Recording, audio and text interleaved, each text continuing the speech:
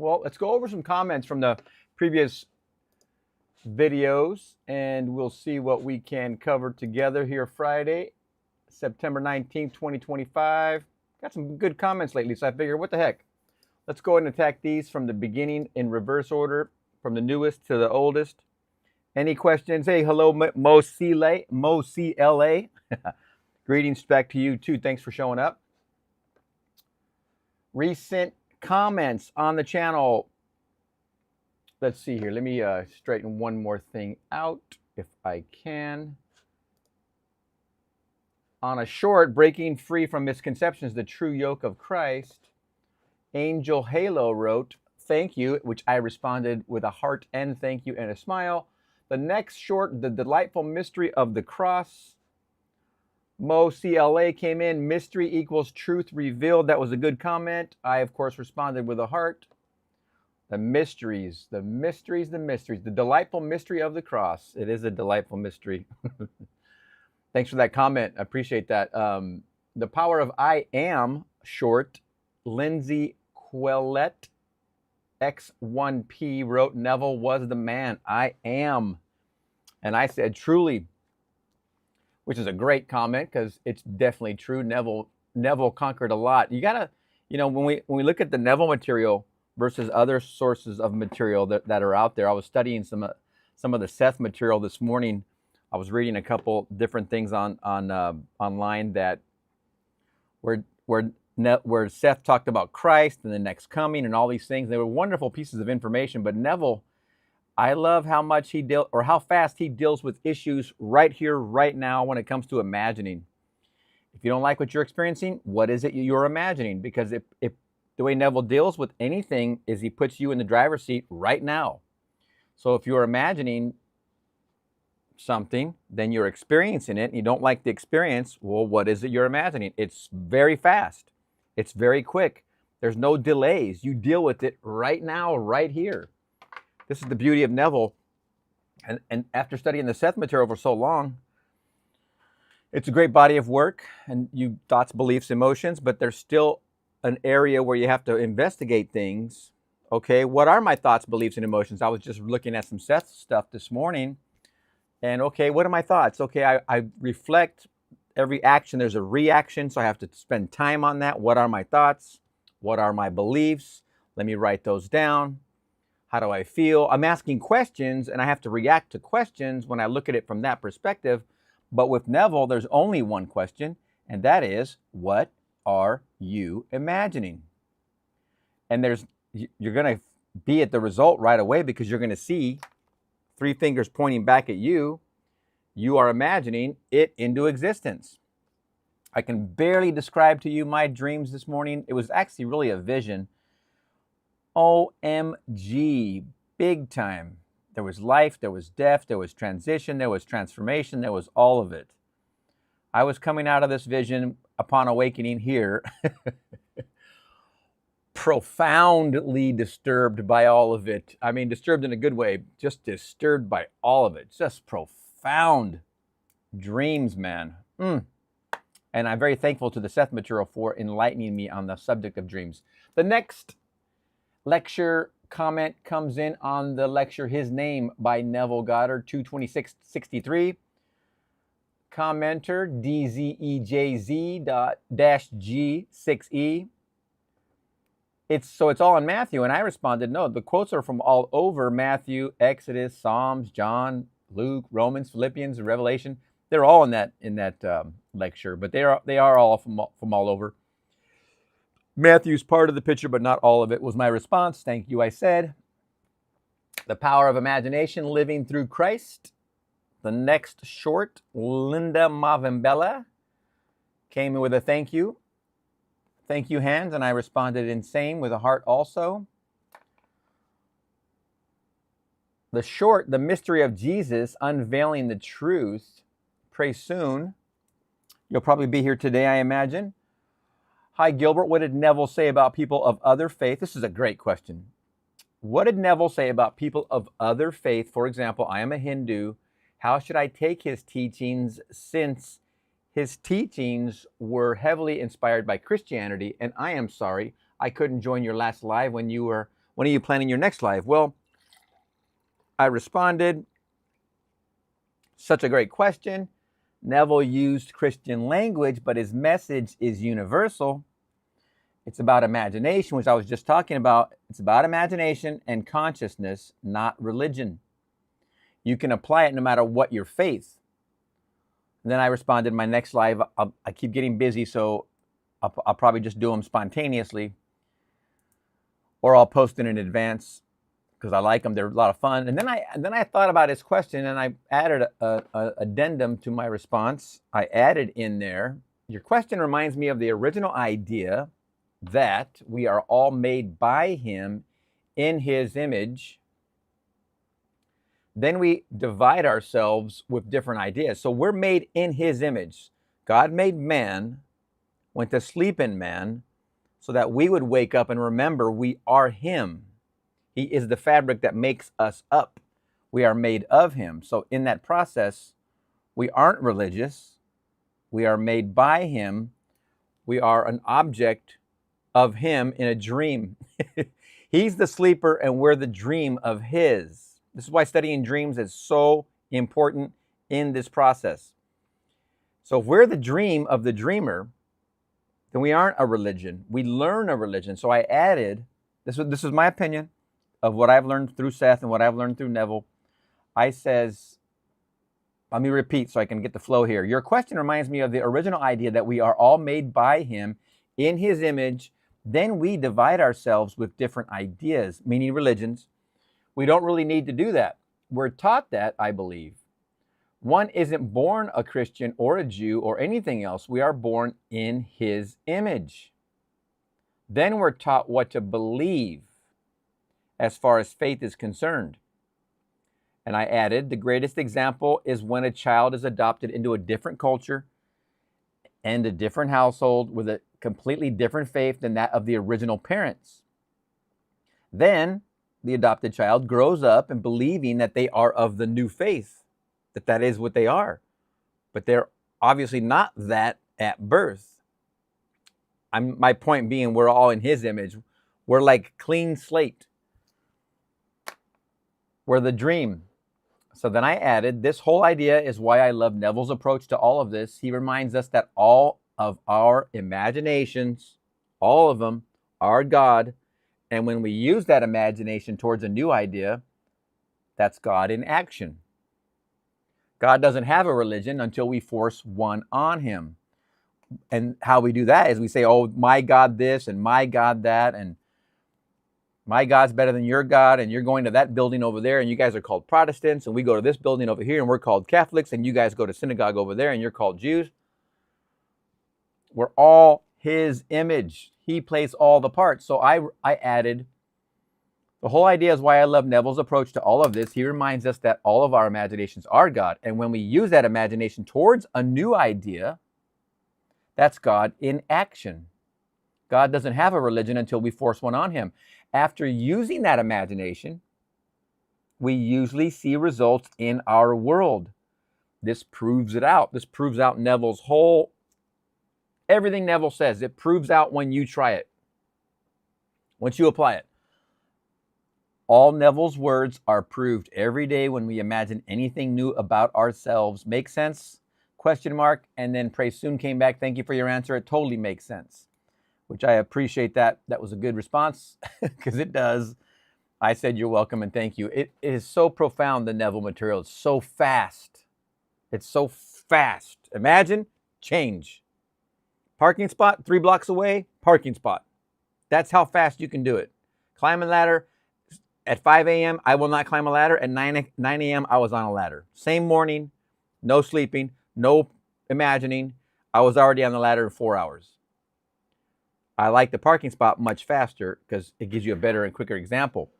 Welcome to the live. I think Tariq. Hello, Gilbert. Yeah, hello, Tariq. Welcome. Good morning, good afternoon, evening, wherever you are. Stephen Nagel. Hey, it's me again with the questions to action or no action. What would you say the difference is what we do in our normal waking day actively? Why take no action to manifest when we take action every day to get other things done? I call it the peanut butter and jelly sandwich problem. If I wanted a PB&J sandwich and had the stuff to make it, would I go do it, or would I sit there and do sats and wait for it to happen? Well, it's a good question. We're looking at our reflection. It's coming back to us, and that reflection, we point at the world, and we know it's coming from us. So that's one part of it.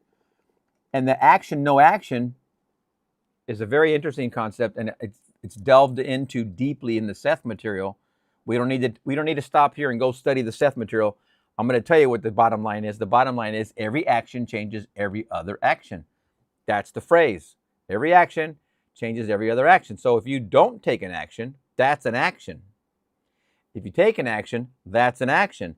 Every action that springs forth from the fact that you don't take one or you take one, every action springs forth from that activity.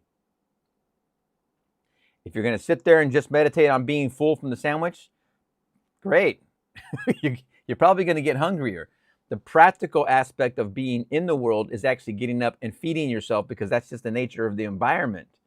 The environment we're in, we literally have to make that sandwich. That doesn't change the fact that you can't imagine a year's supply in your cabinets and cases showing up at your front door of peanut butter and cases of jelly. You can imagine whatever you want, but someone's going to have to make that sandwich, unless you're going to have some service do it for you. So I think you're asking, Stephen, should you take action or shouldn't? Is that your actual question?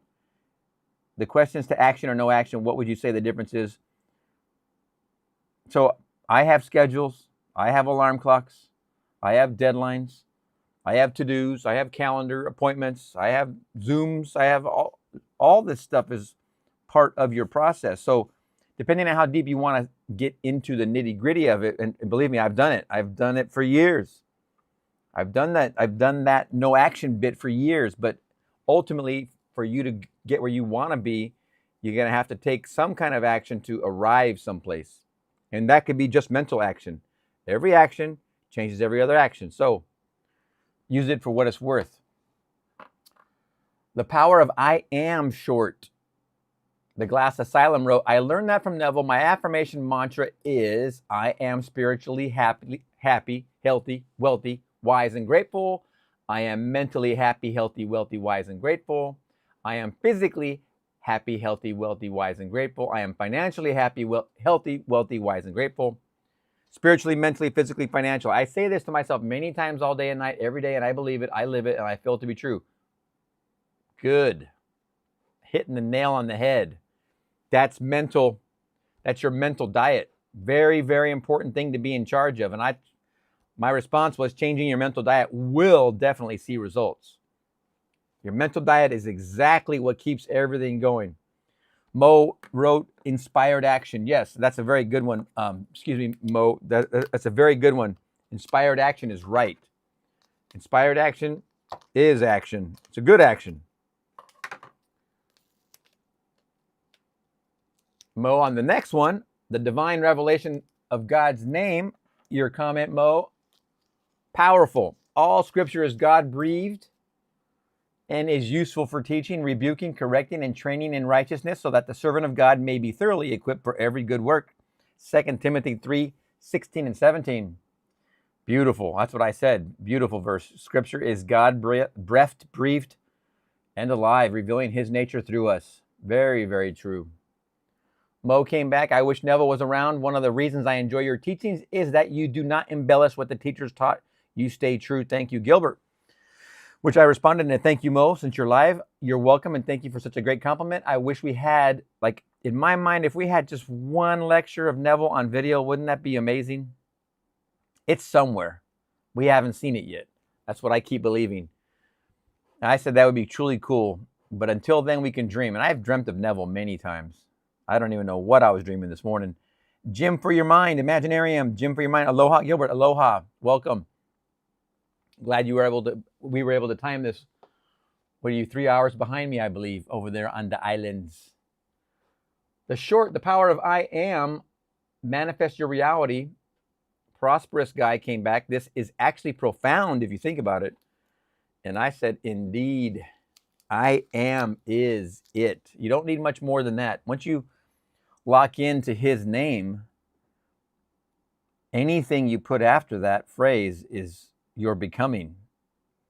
It doesn't matter what it is. This is the, like inspired action, someone just said, this is the awakening. There's two major awakenings, I believe. One is he made us in his image. Then he went to sleep, forgetting who he was. He confined himself to limitation and death, went inside of us, became each one of us, and all of us becoming, and who became and will become. He is in each one of us. So he's asleep. The goal is for the person, the dream he's in, is to wake up and remember him, himself, awaken. And this is what Neville calls the mystical experiences. This is one of the most profound things in all the material to me, is the fact that we are made of him. Just that understanding and realization covers a lot of ground. That means we are all brothers and sisters. You wouldn't want to road rage with your brother or your sister. You wouldn't want to cut the line on your brother or your sister. Period. That's just all there is to it. Golden rule. And the other major revelation to me is I am. It's taking the concept of I am and understanding that that's his name. These two things to me are the biggest part of realization on an individual level, so then you can start tasting your own power. One is, I realize I am him, or he is me. I'm waking up remembering that I'm him, but in that process I have the ability to change myself by the use of his name. His name is I am. What do I want to stake my claim? What do I want to stake my claim to be? I am healthy. I am in love. I am wealthy. I am happy. I am powerful. I am love. I am life. I am power. I am free. I am. Just that discovery, you have all the freedom in the world now. Freedom and happiness go with this, because once you realize you're made of him, then you realize, okay, this is a good thing. Then anything that happens here is good, no matter what it is. All your experiences have been trying to get you to a place to realize this. So they've been good. All the experiences you have to come are going to be good. And I don't mean good, bad as opposites. I mean it's just experience. It isn't right or wrong. So you go from realizing you're him to realizing that, okay, if you're him, then let me take control of that power.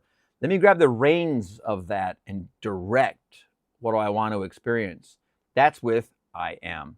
To me, those are the two biggest parts of this, all of this study. Those two things to me are the big ones. And they're swallowing the red pill. If you think about the Matrix idea, you got to take responsibility with that. You can't do it without accepting the responsibility of you create your own reality, as Seth would say, or as Neville would say, imagination creates reality. These are the two big pillars. Huge. Mo, inspired action. Yes, for sure. I think I read that one. Imaginarium. There seems to be so many things that need to be demonstrated. How do you mean? I mean, it's true in our own life. Is that what you're talking about? Each one of us individually. So the idea, as you come back with that, let's get specific on that, because that is a good comment. Okay, next one, the power of I am. Again, look into anthroposophy. I looked it up, and it seemed to be a little bit too much for me to go read. I didn't want to take a distraction, but that was from BC 714. I appreciate that. I'll look it up eventually. I didn't want to get into the reading of that. I like to stay focused. What you'll learn from me when we study together is I like to keep the course. Gym for the mind, new car, house, thriving biz. Okay, there seems to be so many things that need to be demonstrated. Go to the end that implies all of it. Okay, so you got new car, new house, thriving business. What is implied? All of that's true. It's like a math equation that you're experiencing that implies all that's already done. You have to pick that item, that experience. Like I say, if somebody wants to be married and they're not married, this is just an example. and they see themselves coming into their new house, the new house that's paid for being carried over the threshold. The honeymoon's done. You just got back from Hawaii. That means all the funding necessary to go there and get married is done. You had all the photography and the event. Then you had all the whatever else involved with all that, flying your family, your friends there. Everything was included. Now you're being carried over the threshold of your new house into your new happy marriage. That implies everything's done. So pick an item, I think, that implies all of it together and keep that as your central focus. Just got a note that our lease will not be renewed. We only have one car and I haven't gotten a new client in months. Well, then that's where we need to start. If it's a client concept, then we need to be at the end of a meeting with new clients. We have to be at the end of those meetings. I had a great meeting this morning with a client. I have another client meeting in 10 minutes. I'm going to need to hurry this one. I can't believe how I can take care of so many clients in one day. So, as Neville would say, if your imagination is creating your reality, what is it you're imagining? So we know that that's the role that we have to take an assumption of. What is it I'm imagining? I have to assume now, where's my busyness going to be? What am I going to be busy in? And there was a comment on another live where, I don't know if anybody here saw the beginning videos, but the law videos, Neville's books, there was a moment on the video when I fully realized that the moth into the flame is the same thing as God into us. And it was a full-blown, massive realization. It was like an atomic bomb went off in my head that the moth so identifies and loves the flame that he's willing to give everything to become the flame, to give himself completely and disappear into it. And God's doing that into each one of us. That hit me in this video, and I forget which video, but it just was a very overwhelming, expansive understanding and realization. It was huge. In the same way that he's doing that and becoming each one of us, we have the same capacity, since we are him, to do that same commitment, the same giving it our all into each new idea. Each idea that you want to experience is a thing. It's an idea that takes you focusing on it with such desire and such focus that you give fully. You can only ride one horse. And I think if it wasn't my teacher, I don't know where I got that. I'm pretty sure I got it from my teacher. You can't ride two horses. So if you're going to give and be committed to your new busyness with all your new clients, Imaginarium, then you must fully commit. What would the moth do? What is God doing is what the moth is doing, and it's now what you're going to be doing. Because each new idea just takes your commitment. It just takes both feet, both legs over the one horse, and you're just aimed right at that desire. Hopefully that makes sense. The final revelation short, the Glass Asylum wrote, "Hi Gilbert, one day 6 years ago, I witnessed a revelation. Once I observed this phenomena, that moment marked the instant my eyes started opening. 1 year later, I was introduced to Neville Goddard by the Spirit of God. It was through Neville that I came to complete understanding. It was then I realized my dream desire was fulfilled. I lifetime desire to know God." Love it. I responded, and nothing else can satisfy that hunger. Once that hunger comes upon you, man, nothing else will do. Nothing. I think that's what Neville came to satisfy, was that hunger. And then reveal everything that goes with it, which is a huge... Thankfully, we have so many lectures, but he's saying the same thing over and over, but I still like the more the better. Imaginarium, that was good. Yes, I appreciate that.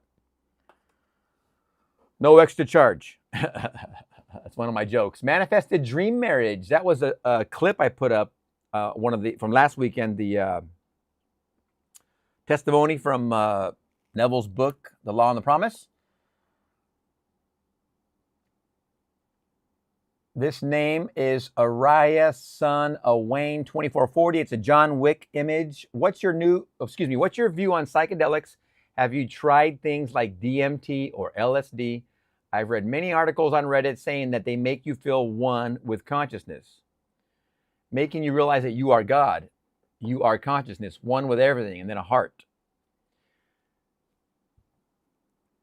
In my time, that was definitely a large sales pitch. We had the Grateful Dead in town. We had all these bands that helped spread this stuff. I was born in the hippie generation.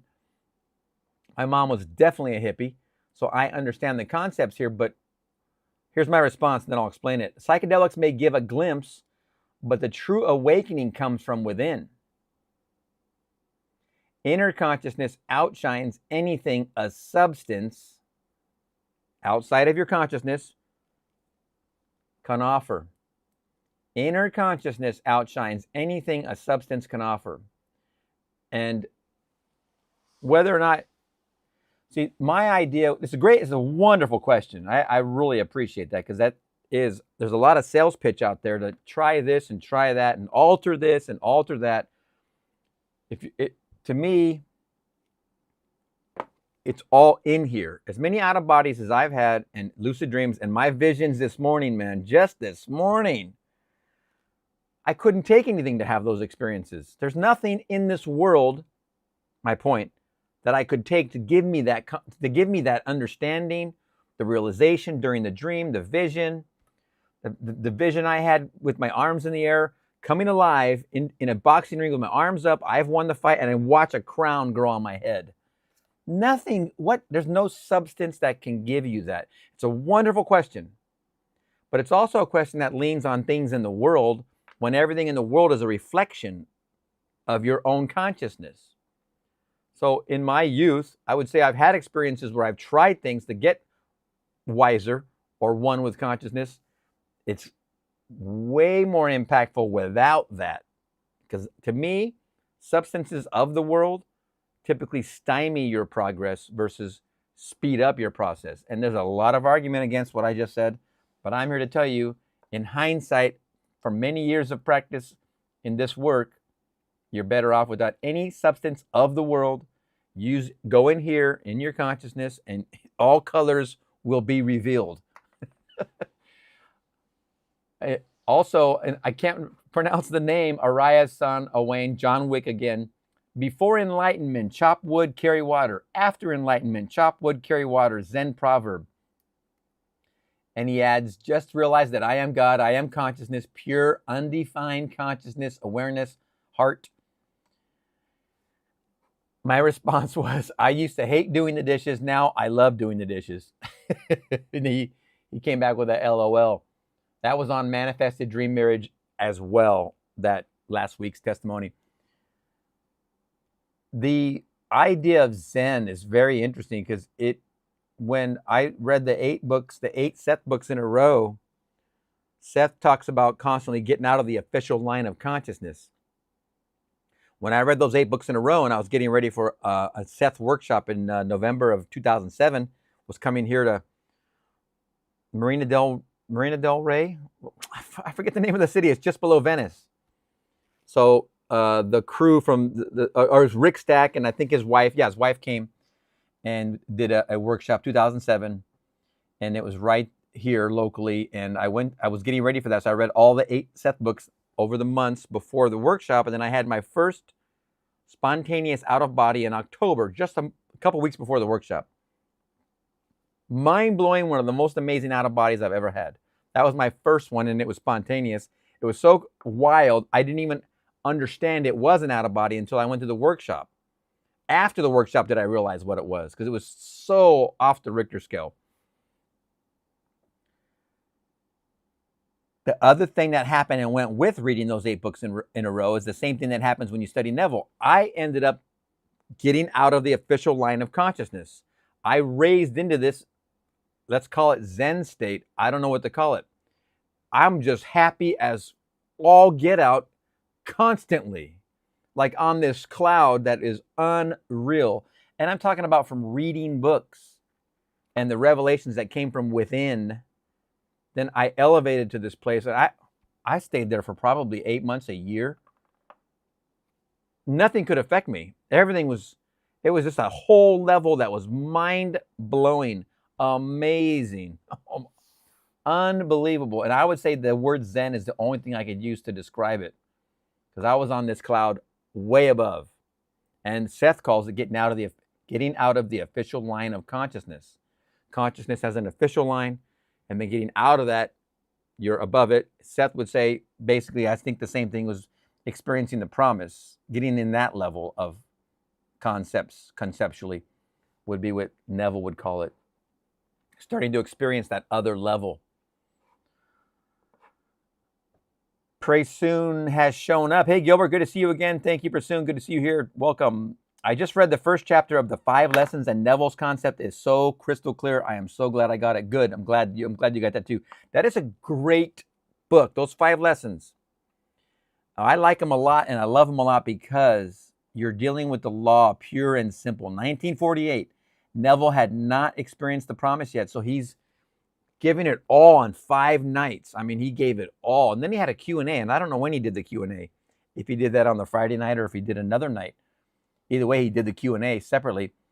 But those are so amazing, and it's pure law. So you can read it, know it, understand the law, get it, just get it right in there. It's beautiful for that. Joshua the Psychic, do you have any communities you're involved in Los Angeles? Joshua, great question. Not at the moment. I used to run a Seth meetup group, the meetup.com. I don't know if anybody remembers that. It's kind of like asking if you remember MySpace. I think Meetup still exists. I don't know, but I used to run a Meetup group at my house in the 2000s. I used to teach Seth. We used to have meetups on the weekend and on Tuesday nights. And then I came back to just Saturdays. I might still be in there. I don't know how their database works, but I used to have that a long time ago, Joshua. I might create something in the near future. I haven't decided yet. I'm still putting a lot of things together with what I'm doing now, and it's still a commitment to keep the Neville lectures going, and I haven't read one in a week or two, so I'm a little behind, and I've been doing them daily, Joshua, so it's been a love consistent, but I'll put it on the channel when or if I do create a community to get together physically in person, etc., which would be great. That's how we learn best, in my opinion. Like this, we learn best when we interact with each other. The next short, Awakening to True Life, the Power of God's Name.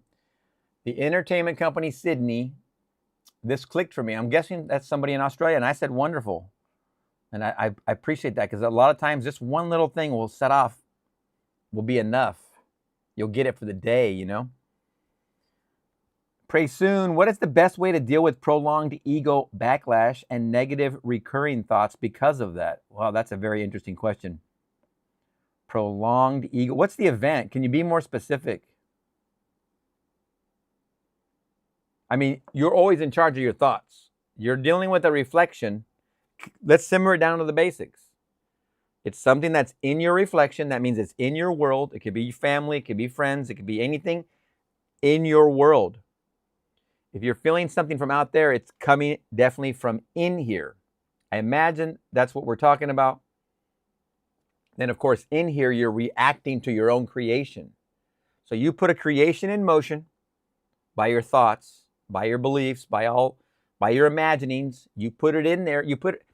Remember now, the 4th dimension, 3rd dimension, and 2nd dimension. I like to say it like this.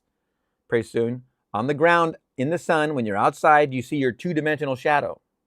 Now that is a perfect replica of your 3-dimensional image. I know you've heard it before. I just want to repeat it for everyone else too. The 3-dimensional image, your physical self, is also, now that's the self you see when you use your eyes. You see a 3-dimensional world.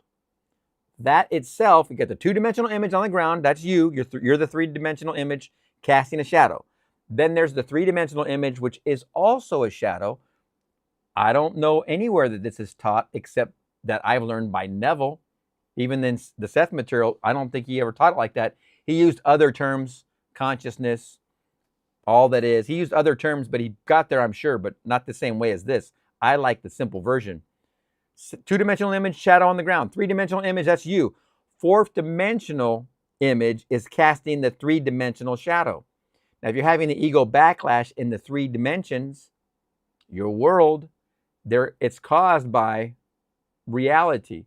Reality only exists in one of these images. It's the 4th-dimensional image that's in here. The shadow of this is your world that you're seeing. Everything is you pushed out. The shadow of that 3-dimensional image that walks down the street is a 2-dimensional image on the ground. Am I feeling this 2-dimensional image, the sun shining on you and you casting a shadow on the ground? That is a reminder of the reality of what we experience from the inside. I was just reading Seth say this. I was just studying that this morning. Seth is talking about the subjective self. Very similar words to Neville. And what was I reading? It had to do, there was so many subjects, but I forget what it was. But it had to do with the same concept. But I like Neville's breakdown because if we realize that in our 4th dimension, we can create something new here, 4th dimensionally, in here, go into meditation. I am fill in the blank. That you start to give life to each thought. Each and every single tiny thought starts to build up the image. The business, Imaginarium, every single tiny thought starts to build every one of them. Mental diet's very important. So the 4th-dimensional image is constructing a 3-dimensional echo. The 3-dimensional self will show what you're imagining here. I'm always going to tell you, you're already doing this. I'm only trying to enlighten to what Neville says over and over. I'm trying to bring it to the surface because of all my years in doing this and the Seth material, now the Neville material. We're already showing up with the capacity to do this. Otherwise, we wouldn't have the dilemma we're in. Meaning, if you don't like your 3D experience, it's because of your 4D cause. You're the cause of it. So you change here, then this changes. Every single thought you put in here changes the shadow, the echo, the reflection. The everything is you pushed out. Every single thought adds to the construction or reconstruction or deconstruction of your 3D image. What your 3D image is experiencing is only an echo of what's going on in here. To say meditation is necessary? Yes. Especially because it's a daydream. Night dreams, as Neville says, you don't have control of. Daydreams, you have control of. There's the difference. Sats, before you fall asleep, you have control of. While you're asleep, not control of. So the best place to make change, 4th dimensionally, is during meditation, before you take a nap, as you wake up from a nap, before you fall asleep, as you wake up from when you fall asleep. It's your best prime time to change your 4th dimensional self so you can see the reflection. And it will grow. It can't but help grow. Let me see if I've caught up.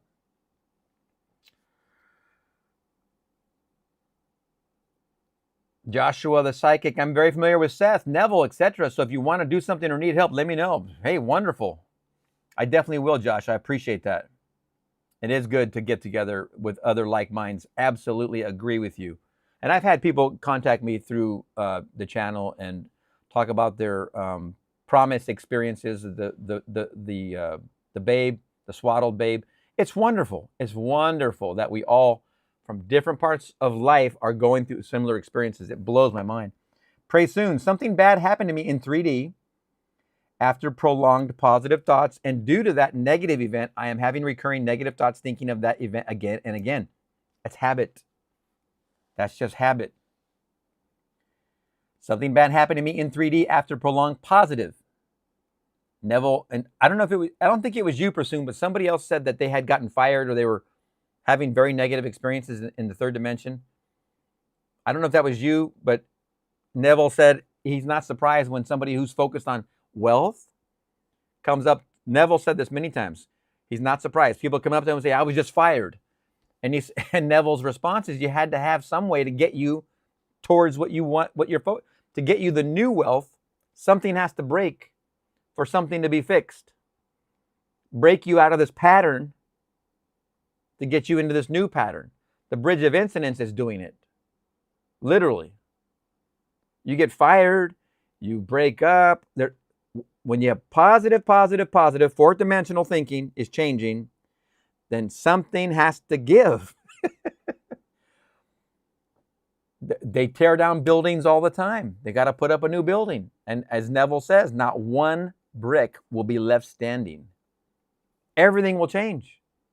Nothing will be left standing. That is a very comforting thought. Nothing is going to be left standing.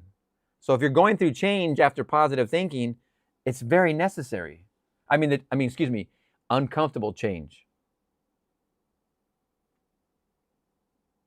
Kind of, you're in the right territory is about the best thing I can say. Prasoon. But the negative thoughts and the negative thinking, and then there's a habit going on there. So because when we change our mental diet, we have to constantly be fueling it. And the best way, one of the best ways to do this is to create like a spreadsheet, like Excel or Google Sheets, and you have little lines. Put some check marks. I had to create a habit one time of making water for my wife and myself, and I make water in bottles. Like I make it in a 3-gallon jug, and then what I do is I put in sea salt, and then I put in magnesium. This is not a commercial for that. I just want to tell you how I made a habit. It was not easy to do in the beginning because I had to okay, how much do I put the first time? And you have to start off slow, 1/4 teaspoon a day in the whole quart or this bottle. Then the next 2 days, and then the next couple days after that, 1/2 teaspoon. We had to build up. So I had made a spreadsheet, and then I check marked every day. I was first the sea salt, then for 2 weeks later, then I could add the magnesium, because the magnesium will detox you. It'll give you headaches if you don't do the sea salt first. So this whole thing was a process. So I made a spreadsheet, day 1 through day 29, or I did a whole month. So I went through it each morning. I had it sitting on the counter. I made our water for the day, and I used to make the water in this size bottle for the whole day. Now I make it in 3-gallon jugs, and then I pour out 6 of these from a 3-gallon jug. This is 2 quarts, 2 liters to those of you who are in the liters, 2 liters. But I'd make a 3-gallon jug, which would be 6 liters, and then I pour it out, put it in the fridge. So the habit in the beginning was not easy. I'm like, what am I going to do? I had to see it on paper. So if you got a piece of paper that says, did I do my sats in the morning? I'm gonna do a blank paper here. Did I do my AM sats? We're having fun here. Did I do my midday sats? Did I do my evening sats? Okay, it's this simple. Okay, I did my sats when I woke up. I had lunch. I had a couple minutes. I closed my eyes and I reflected for a while, so I did my midday sats. These are closed. Is the only way you're going to get into a SATS. SATS is state akin to sleep. SATS, state akin to, so you want to get drowsy, but don't go to sleep. And the next morning, did I do my SATS when I was falling asleep? Yes. Now, if you don't do one, just the piece of paper brings you back to account. Accountability is huge. The only thing that's going to improve when it comes to meditation, when it comes to SATS, when it comes to imagining your better life, the only thing that improves is something that is tracked. If you track it, it will improve. This is a sales concept, and I learned that in a sales training I had. The only thing that will improve is when you track it. Did I make these? A salesperson is going to make phone calls, let's say, or deal with prospects or go on sales calls. For me, when I took that training, I was running my own business, and I had to deal with prospects and customers and calling me, and I go to visit their house. I was doing kitchen and bath remodeling, so I had to get into that mindset. The only thing that improves is tracking. Did I talk like this during the sales call? Did I say this? Did I do it that way? You track these things, and then these things become a habit. So that backlash, that ego backlash, and these kind of negative thinkings, did I go into SATS in the morning that day, pretty soon? Did I go midday into the SATS? Did I even do it at all? Did I revise? Did I revise today? Did I revise yesterday? Have I attempted to revise this thing that's really pissing me off? This thing, this event, these people that are upsetting me, did I revise yet? SATs, we have revision, we have mental diets. Put them on a spreadsheet. And each day have that list and just check off. The sheet will remind you of your power because it's reminding you, yes, you have revision, you haven't used it yet. Yes, you haven't used SATs yet today. You haven't tread in your own wine press yet. Get the piece of paper, make a spreadsheet, put check boxes, put SATs 3 or 4 or 5 times on there, put revision on there, whatever's necessary for you to get your mind clicked into this process. It really is the only way you're going to be able to improve it. Just wandering about, hoping, not going to cut it.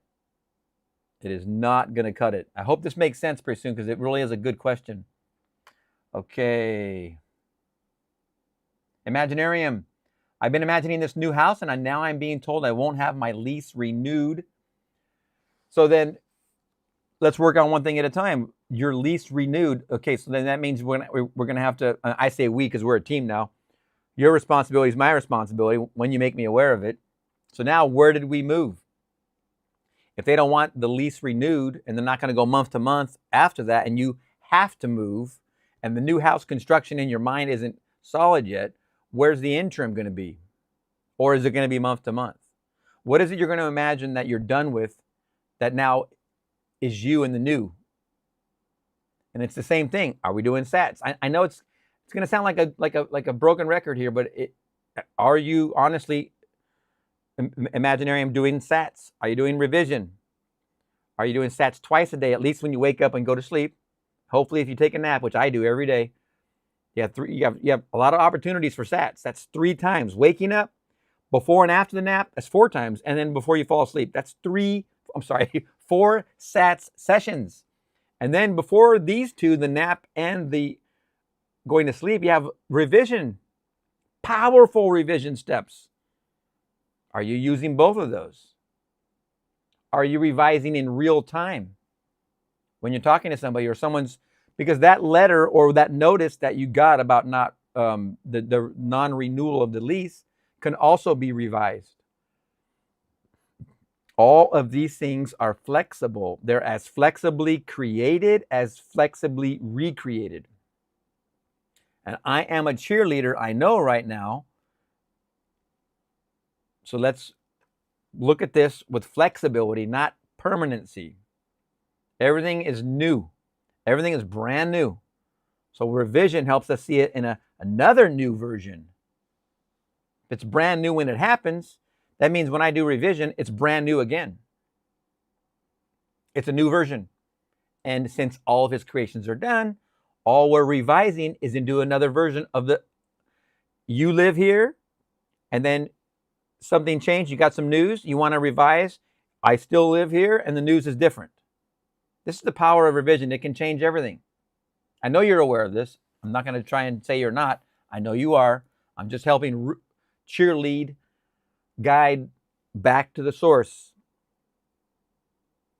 Back to the source. Did I do my SATs? All my opportunities? Did I do my revisions?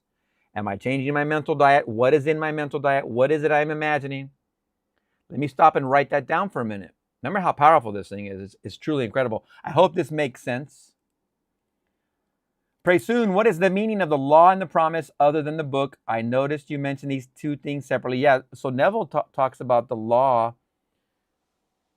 So on a high level, Neville says the promise came to us from the Old Testament and the law came to us from the New Testament.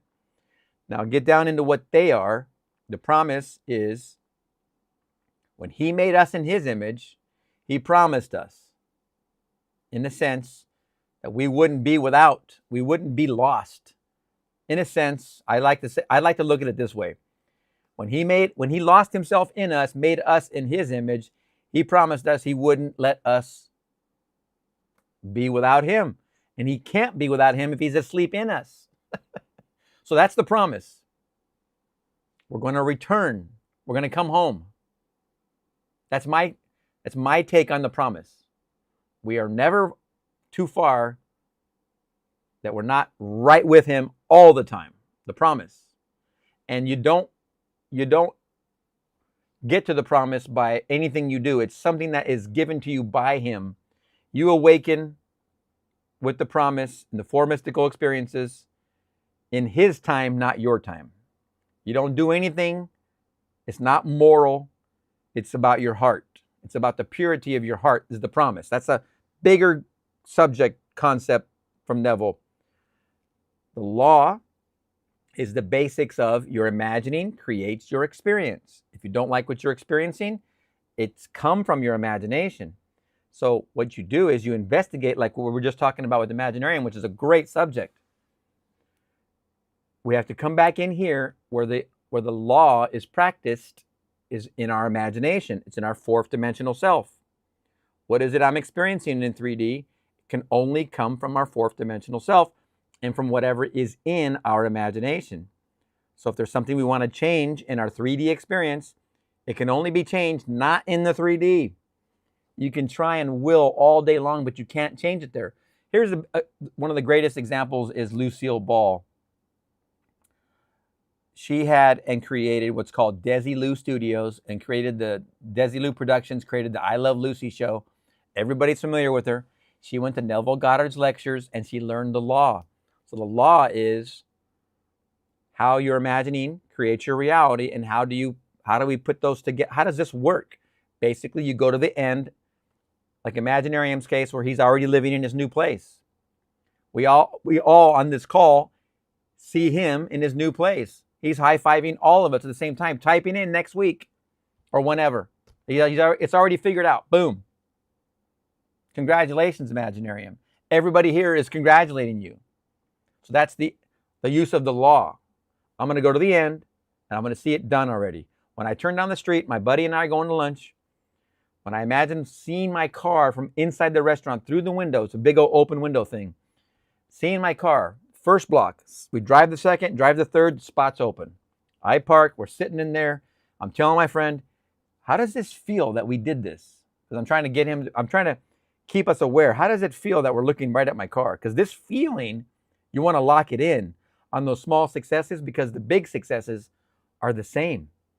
The parking spot is the same as the new place to live, is the same as the new lease, is the same as more business. They're all the same. So you have to lock in the small wins. How do they feel?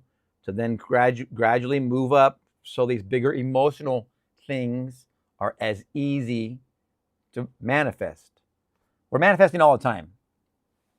Mostly everybody on here knows that already. Hopefully that brings up the law and the promise properly, because it's a very deep and wide subject. But the book, The Law and the Promise, is mostly the law except for the last chapter. Then he goes into the promise. Then his next 2 books, I think I Know My Father, then Resurrection, and then he breaks the shell, or his last 2 books, he breaks the shell, then Resurrection. Those are mostly just the promise, if that makes sense. And they're on the channel. You can look them up and you'll see the videos. I've read those books on the channel. Tanya, love your lives and would love a meetup. Great advice on tracking. Tanya, are you in the same area? Are you in the LA area as well? I think Joshua said he is also. So that could be something we could develop. Appreciate that. Thank you very much, Tanya, for that. And Ren70, good to see you. It's been said that Neville and his father were heavy drinkers. Do you think that helped them with SATs? Do I think it helped them with SATs? That's a very good question. Let me. What? Oh, no, I just moved this. Here we go. I don't know, and I know that my teacher told me that I think it was it Manly P. Hall that was also a heavy drinker? There was somebody that was a heavy drinker and also was enlightened, but I don't believe that the alcohol is a help or an aid. Like somebody asked earlier about LSD and DMT and whether that's going to aid in this consciousness awareness concept. The automatic answer from me is always going to be the same. If it's in the world, it's unnecessary. Only thing that's necessary is going in here. Everything of the world is not going to help you of the world, because that's willpower. Your two-dimension image on the ground is a shadow. As I was just describing, your three-dimensional image is a shadow. Anything your three-dimensional image is experiencing, whether that be CBD or weed or LSD or DMT or peyote or whatever they do, these microdosing, this, that, or the other, alcohol, all that stuff's in the three-dimensional world, including Neville and his father were in the three-dimensional world imbibing. Something that people don't realize is those generations, alcohol was definitely a different level. Neville said, I just put that on a couple weeks ago, talking about how much he likes a martini, or I've had lectures where he said he drank a whole bottle of wine at lunch. I'm like, wow. No doubt he went and took a nap. Remember, the man researched 7 hours a day in the Bible. But he said in that little bit I put a couple weeks ago, something about changing habits, that short clip I put. Neville said he never liked to get too far and lose his faculty in that little clip.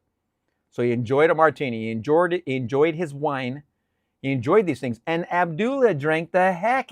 Abdullah would have 3 big shots of rye, eat a big meal, big bowl of ice cream, and then many cups or glasses of porter. When he describes a big glass of rye, I'm imagining it's that much rye right here. That's 4 ounces at least. 3 of those. That would knock me out for hours and hours. So Abdullah, alcohol usage. Joseph Goddard, alcohol usage. Neville Goddard, alcohol usage. They're in the world. When Abdullah told Neville, he says, Neville, you're going to go to Barbados and you're going to die, because when you come back, you're not going to be the same. But you're not really going to die. And Neville at the time was a vegetarian. He was a celibate. He didn't drink. He didn't smoke. He didn't do anything. And Abdullah told him, when you go, you're gonna die, because when you come back, you're not going to be the same. And he didn't mean die physically. He meant die to the self he was. Because he says, you're so good, Neville, you're good for nothing. Abdullah told him, you're so good, you're good for nothing. Now your teacher tells you that. Wow. So something clicked when he was at home with his family and he just started eating and drinking.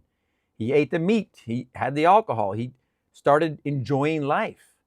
Part of the three-dimensional world is these things: alcohol, meat, whatever, vegetables, whatever, CBD, DMT, LSD, all that's in the three-dimensional. There's no reason. I am not going to tell you not to do anything in the three-dimensional world, but everything in the world is a reflection of you. You're the source of what's in the world. So if you want to imbibe, what's the big deal? It's your world. It's a reflection of your fourth-dimensional self. Just remember that. You're the source. You're the cause. It's a reflection of you. You don't like something in your image, just remember you're the cause. What am I imagining? What can I change that'll give me a different reflection? Now, if I am imbibing, or if I'm drinking, or if I'm using CBD or pot or whatever it is, and it's blocking my ability to focus, then I need to get that out of the way for a minute so I can focus. So I can focus on my sats, focus on my religion. I'm sorry, my revision. Not religion, revision. Excuse me. So if something in the three-dimensional world is blocking your ability to be clear here, then you need to suspend it. That way you stay focused on creating in here first. Suspend that stuff. And Neville, as he said in that clip I put up a couple weeks ago, he didn't get so boozed up that he lost his faculties. He was very specific, if you hear that clip. He goes, I don't want to lose my ability to even talk. So he wasn't, like that gal said that in the death of Neville Goddard that I put up, Shelly 6595 or something like that. She said the man was not a drunkard. And everybody in that video, the death of Neville Goddard, was reacting. Oh my God, he drank. Oh my God, he's an alcoholic. Oh my God, his liver or his whatever. It's easy to judge. It's easy to point a finger. What I saw growing up is everybody seemed to be drinking. It was just a thing of the time. Abdullah, Neville's dad, Neville was part of the landscape. Who knows? But to each their own. Again, starts here, then it goes, it's reflected in the three-dimensional. Fourth dimensional is the cause, that's in here. Then it's reflected in the world. Then you see a shadow of it on the ground to remind you of that. Hopefully that answered that question. It's a very good question. I love it. So sats, I would say not so much, but who knows? They were, I don't know. Joshua the Psychic, what do you mean by track? What did I say? Joshua, remind me what I said. Yeah, type it in because I'm not remembering what I said. Tanya, write it down, track it. Oh, there it is. Excuse me. Yeah, tracking. Thanks, Tanya. Tanya came back with the answer. Write it down, track it. It becomes a habit. So simple yet so effective. It is. It's mind-blowingly simple. Just tracking of any kind. Like I said about the water when I was creating the water. And back to you, Joshua, which is a great question, and thank you for that clarification. If I wrote down AM sats, midday sats, or evening sats, and then I also write down the same thing for revision, REV, REV, REV, and I write down AM, midday, and PM. And if this is not a joke, man, I just wrote down 6 activities that if I track, if I each day put a check mark and I look the next day and there's no check mark, then I'm going to remind myself the day. So let's say it's tomorrow and I didn't do any revision, but I see that I did do sats. I go another day and I do sats 2 times, but I do no revision and I'm missing a sats. Now it's the 3rd day, I got my spreadsheet. I do sats 3 times, but I do no revision.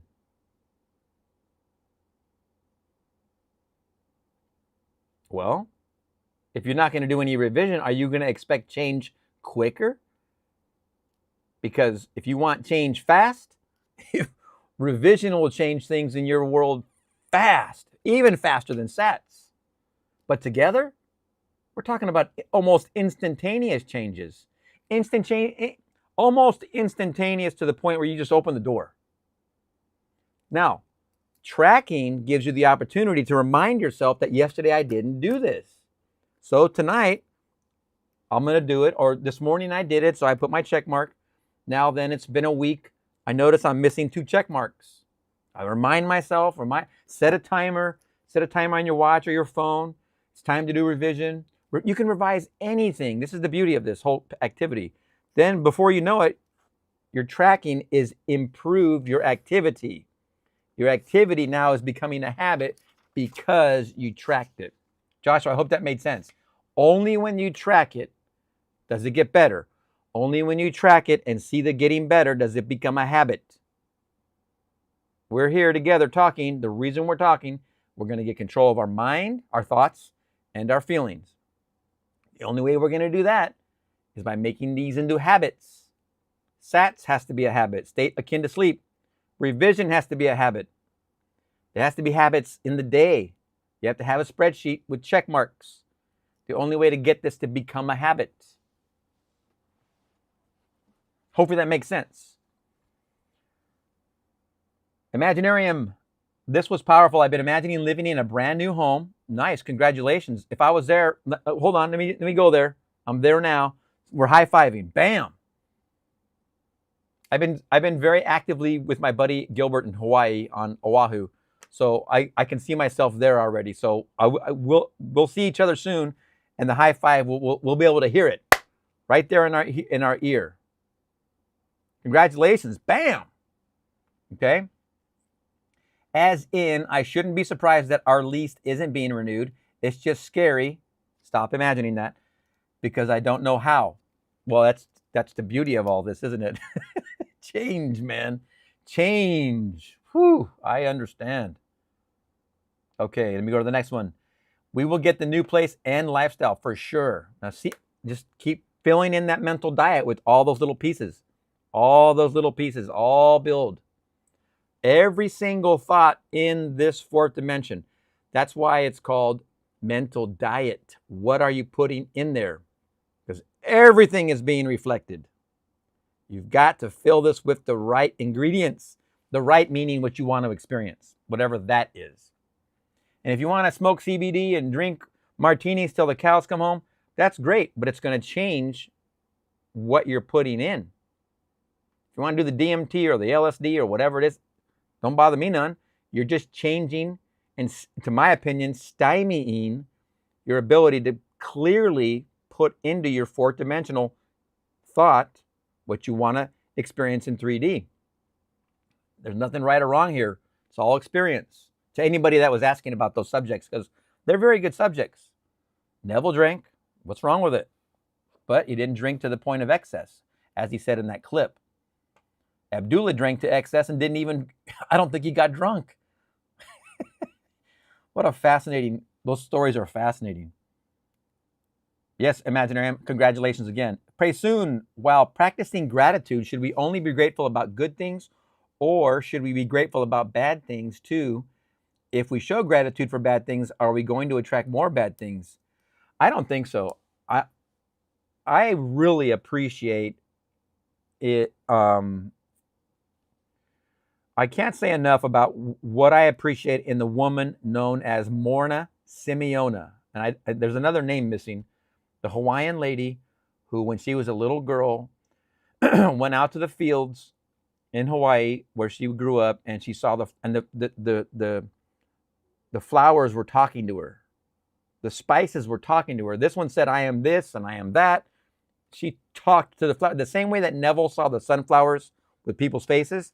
Morna Simeona, Morna Nalamuku, or I forget the name. I don't want to look it up. Morna Simeona was one of the, there's like 6 different, the ones in Hawaii, I forget the term, but she was the healer type of person, and she learned about love and gratitude. I'm going to do a fast story here. We'll create some time right now. So Hugh Lin was driving his car, little Miata, or something like a Miata. His son had these rashes, and I hope I don't cry because this is a heck of a story. And he couldn't get rid of these rashes on his son's arms. Now, Hugh Lin went to a college and became a doctor, psychology, I believe, PhD, I believe. And he was going out of his mind trying to help his son who had these just horrible skin rashes. No matter what he did, the child couldn't go to sleep because the blankets were rubbing him, and it was just horrible. And he tried everything. One day he heard of Morna Simeona. He just heard of her. One day he's driving his car and he's at the end of his rope and his car turns. He said his car made him go to her office in this little strip mall. She was there. He walked in with his son, and Morna said, how can I help you? And the son showed his arms. Can't cry. So as the son showed his arms, she says, oh. And all she did, she just started in here, I love you, thank you. Now, I don't doubt she had more than that, but that's the nuts and bolts of it. I love you, thank you. Within so much time, I think maybe either 15 minutes or 45 minutes, she was in her meditation, doing her thing. They were sitting there, probably talking. A lot of times, Hugh Lin would say she would get up and move cabinets and go in drawers and adjust the windows, but she's doing her thing. I love you, thank you. I love you, thank you. Well, they left her that day, and the son's arms healed. Nothing he could find could get rid of that problem he had, the skin rash. One person with the focus of love and gratitude towards this child, just one person mentally doing this in the fourth dimension in here, the rash went away. So pray soon, to answer your question specifically, yes. Love is so powerful. You should love everything for sure. And gratitude, yes. So that man, Hugh Lin, ended up studying with her because of the miracle he experienced, ended up being her protege. And as she went and taught all over the world, she went to everywhere, Germany, Switzerland. She taught everywhere. He went with her, learned from her everything. And then he taught. And I have his 3 big seminars that he did with Joe Not Joe Dispenza. It's one of those Joes. There's two Joes. He has a book. I have those 3 seminars, and I studied them for 2 years, and I practiced it, and I'll tell you what, it works. Yes, love and gratitude towards everything, towards everyone, and you will see them change. Now, that's called ho'oponopono. Ho'oponopono. Pono is make right, and then right again. Make right, right. Ho'o, make right, right. I have that in my wedding vows. We got married on Kauai. The preacher from Baywatch, Hawaii was there. He was in the show. The makeup lady from Baywatch, Hawaii was there. She did my wife's makeup that day. We hired her, hired the preacher guy, the minister. He had these wonderful vows. We used them. Why not? And it had ho'oponopono. He wrote it in the first paragraph. Wonderful. I am so glad he did. I was 20 years from knowing what that was. I got 21 years from knowing what ho'oponopono even meant. And here it was in my wedding vows from 1999. So yes, gratitude, love towards everything, towards everyone. You're doing it here in the 4th dimension. It's going to affect anything in your reflection. It's going to reflect everything in your reflection. Ho'oponopono, or as Neville would say, love and gratitude. That's all it is. It's a fancy name. It's a Hawaiian name. I love to use the name. Don't get me wrong. I'm not trying to mask it. It's a wonderful, wonderful teaching. Huge, wonderful teaching. I love you. Thank you. In the 4th dimension. In here. See the effect. You'll see it immediately. Something dawned on me this morning that I should mention this today, because if you want to see the teachings of Neville work fast, I love you, thank you. All that is love and gratitude. And as the Ancient of Days embraced Neville after he said the answer to the question, what's the most important thing in the world? And Neville said, faith, hope, and love. But the most important of these 3 is love. When Neville responded that in vision, then he was embraced by love, by all love, by his love. That happened to Neville, I think it was in his 20s. I think when he was 25 years old. That's when Neville experienced that. I'm pretty sure it was in his 20s. I'd have to check and double check whatever, but way before his mystical experiences in 1959, which he was 55 years old or 54. So Neville had that in his 20s. That's love, the power of love. After that experience, Neville then was able to stop everything in midair and then realize that all of this is coming from me. Love is the center of the subject. Hopefully I'm answering that question worthy enough, because love, it drives everything. And when Neville was embraced by it, that's when everything really opened up. And then he knew. Tanya, yes, LA, excellent. Yeah, we'll figure something out for sure. I think it's wise. I think it's wise that we do, especially when we have all the environment that Neville spoke in all the time. Pray soon. I do not eat meat because I feel bad for animals because they suffer when they are killed. Should I overlook this and start eating meat? What a great question. I have eaten meat in the past and I enjoy it. It really is up to you, Pray soon. I don't want to should on you, and I don't like shoulding on anybody. Some people are vegetarians. Neville was didn't do anything, didn't even have sex, didn't eat meat, didn't do any of that. And Abdullah helped widen his mind to see that in Scripture, you have the concept of slay and eat. Well, slay is an animal product, but I was talking to a friend recently about the subject of apes and goats and cows, and how they are ruminant animals when their body has these stomachs that create fatty acid out of vegetables. So vegetables like plant life. See, because here's Pray soon, this is a great question. And here's my overarching response. We are of the world, the 3 dimension. In that world, the reflection of our 4th dimension, we are this. This is reality. But in our reflection, we have animal, vegetable, and mineral. I'm a proponent of minerals, big time. Like in my water, I put sea salt and magnesium. Specifically because in this 3D world, our body has a certain way of being that it kind of needs water, kind of needs minerals, kind of needs vegetables. So you have animal, vegetable, mineral. Let me kind of explain that a little more. We get minerals through water, and we get minerals through food. Well, plants bring up minerals out of the earth into them, which is like a fruit or a vegetable. But then animals that eat the vegetables also get that mineral into them. So as we eat meat, we get the mineral, but we also get the protein and the fat, and the carbs are in here with the vegetables, but mostly animal products are protein and fat, which is, it has been proven that we absolutely need those as a human. As an omnivore, we can eat both or go just with one. I think there's difficulty in the vegetarian world about vitamin A and vitamin D. That's on your own research. I want to point out the animal, vegetable, mineral thing. I choose to get minerals and add them here, but we're also getting them when we eat plant life, and we're also getting them when we eat animal life, because animals consume vegetables.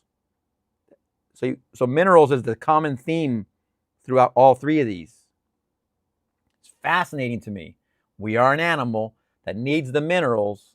So you have animal, vegetable, mineral. Well, we are an animal. Vegetables feed animals that we eat and also are fed by the mineral. It's a very interesting, balanced concept. I don't want to push that on you. I'm just saying, think for yourself about that concept of eating meat or not eating meat. It's up to you. My teacher, she stopped eating meat way early. I think even before I met her. She was 68 years old when I met her. She died at age 93. She never ate meat. I ate a couple times at her house. They had a cheese sandwich, which is an animal product, but she just didn't eat meat. She didn't eat animals for the same reason. She didn't like the idea of animal suffering, but that was her choice. I've gone through periods of trying to vegetarian, and I saw changes, massive energy, but then it would wane. So I went back. So I have tried it myself. Hopefully that answers that question pretty soon. Richie GB, love this. Instant subscribe. Nice. Thanks, Richie. I appreciate that. Very practical. Wonderful. Mo, back in with another comment. Feeling gratitude for bad things is a form of revision. The opposite is fear, which attracts bad things. Yes, I agree with you completely. Fear and panic, the teacher known as Seth said, are the quickest ways to change for the worse. Fear and panic is the quickest way to emotionally disturb your balance and then get a worse experience. In the fourth dimension, if you have fear and panic, you're putting it in here. It's the only place it exists. And then you see it reflected here quickest. Fear and panic. You see results fast. But in meditation and sats and revision, it's a little slower because you're making a bigger impact. But fear and panic will get you there in the worst way fast. It's weird because it's emotional. Everything's feeding through the emotions. All right, we have gone an hour plus 20. I think that's going to do it for today. I think that's all of our comments. Let me see, Mo. Yes, feeling gratitude. Yes, got it. That's all for today, you guys. I hope it really did hit home. I want to read one more comment from the Glass Asylum because I thought it was interesting. Christ is Christo, which equals oil, and it was in the mystical Christ, a revelation of salvation. That's a short. My response was, Christos means anointed with oil, pointing to the inner awakening of the divine within us. Good one. That inner awakening happens in fourth dimension, 4D. This is where the promise is experienced. It's in here. Then our reflection happens in 3D and so on, as we've talked about. And hopefully that made that abundantly clear. So I hope everybody has a wonderful Friday and a wonderful weekend. I'm going to try and do some lives this weekend. I'm definitely have to do a member live because I have to do 3 a month. So there'll be one tomorrow on the membership level, but I hope to get at least 1 or 2 more on the channel. So hopefully everybody has a great weekend, and we'll talk to you again soon.